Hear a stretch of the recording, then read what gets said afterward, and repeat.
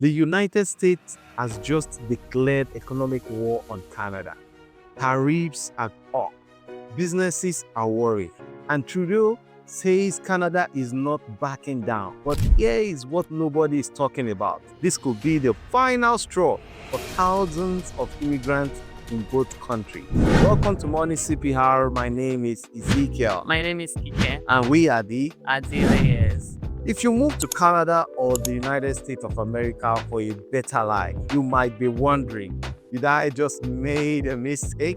Today, we are diving into how this trade war will impact jobs, the cost of living, and why some immigrants are already looking for the next exit. So let's get straight to the facts. The United States, with Russia backing them, has hit Canada with tariffs.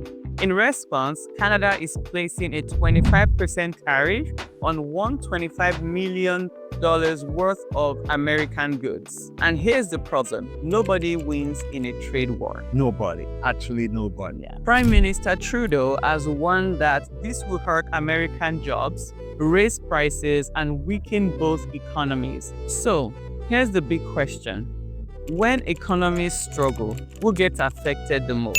It's immigrants, and here's why. Number one, job losses in key sectors. Many newcomers work in manufacturing, retail, and transportation, industries directly impacted by the tariffs. Number two, higher cost of living.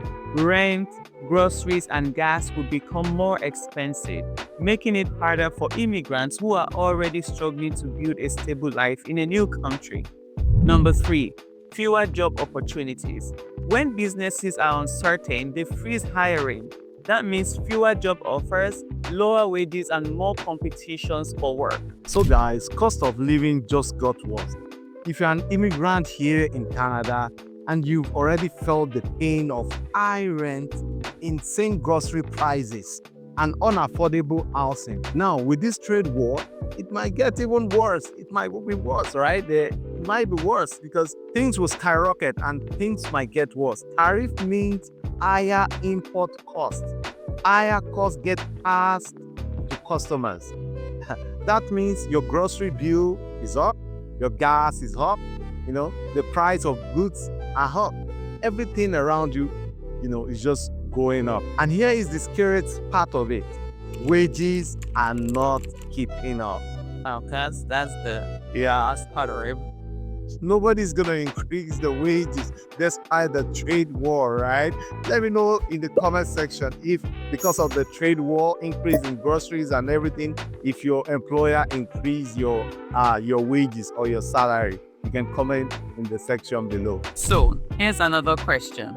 Is it still worth it to pursue residency in Canada? For many newcomers, this trade war is another reason to question whether Canada or the United States is still the dream destination. People are looking at countries like Dubai, Portugal, or even moving back home where they came from because the cost of living is lower and there are probably better job opportunities back there. Actually, somebody just called me yesterday from Toronto. He said he might be moving back to England because he came from England. Yeah. And he said the things are, way expensive. We know that things are way expensive in Ontario than in Saskatchewan and other parts of the country, right? Absolutely. Yeah, so he's thinking actually moving his family back to England. Yeah, that's where we're at right now. That's the reality of many immigrants in Canada right now. A lot of immigrants move here for a better financial future, but if that future disappears, then what's the point? So now, what is Trudeau, the Prime Minister of Canada? What is he talking about the border security of Canada? Because US is claiming that fentanyl comes in through Canada into the United States. What are the politics and tension around this? Trudeau also mentioned something interesting, that Canada's borders are safe right now, especially when it comes to fentanyl. But this trade war isn't just about money, it's about power and control.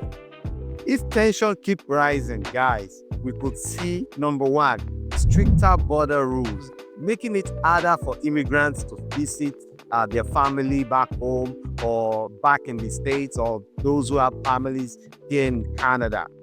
Two, tougher work permit and immigration policies. Countries in crisis often make it harder for newcomers to get in.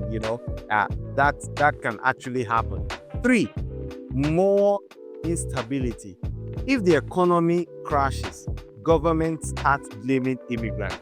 And history has shown how dangerous that can be. Even Wall Street experts, who are usually pro-business, are calling this a very dumb move by President Trump. And they are right.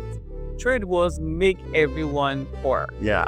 They hurt businesses, kill jobs, and push economies into recession. So why are we doing this? What's the point of all this trade war?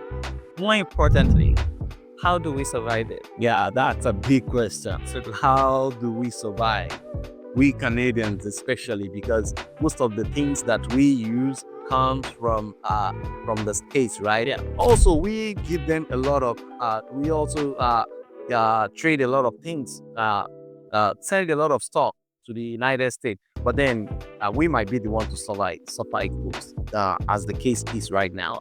So now let's zoom in on what Prime Minister Trudeau is doing for us Canadians. Trudeau admits this will be tough, and it's just the way it is right now. It's going to be tough before it gets better. And he's also rolling out some measures to help us Canadians. The first thing you need to keep in mind is that Canada, the federal government, is expanding EI benefits. EI means employment insurance benefits. This will give us more financial help if anybody loses their job during this season. Also, there will be direct business support, helping companies survive so they don't lay off workers. And the third thing the federal government is doing is defending Canadian jobs. The government is stepping up to prevent job losses for us Canadians. But would this be enough? Let's be real. What do you think? That is a real question. Will all this be enough? So right now, what should the immigrants do? What should they do? If you're an immigrant in Canada or the United States, here is what you need to do right now. This is what we recommend. Number 1, we want you to start saving aggressively. You need to start saving. If things get worse, you need a safety net. That safety net, you can't afford to not to have it. Yeah, it's what you need. 2, consider alternative income stream. If you can also to get another kind of job, you can do freelancing or online business that can give you a financial stability. You just go for it, then you'll be able to be stable, and be able to tend for your family. Number 3, you need to keep an eye on global opportunities in countries like Portugal, UAE, and even some part of Asia or England. These are attracting immigrants with better incentives if you go there or if you migrate there. Number 4, you need to focus on what you can control. What you can control. Don't stress about things beyond your control. You don't need to stress at all. Just guard your heart with all diligence. Even if it means shutting down the news, you don't want to hear anything from anyone, just guard your heart. Have the mindset that you will make it in this economy, right? Yeah, I can't say because things are going south right now, then I have to move right away. I have to guard my heart. If I don't have to listen to the news, I shut the news down and keep grinding, right? Yeah, that's my key takeaway from all this. I'm just going to focus on what I can control. Yeah. Keep saving, keep investing. Most importantly, if you notice, the stock markets are down right now. As for me, I'm just going to keep buying the dip and keep investing.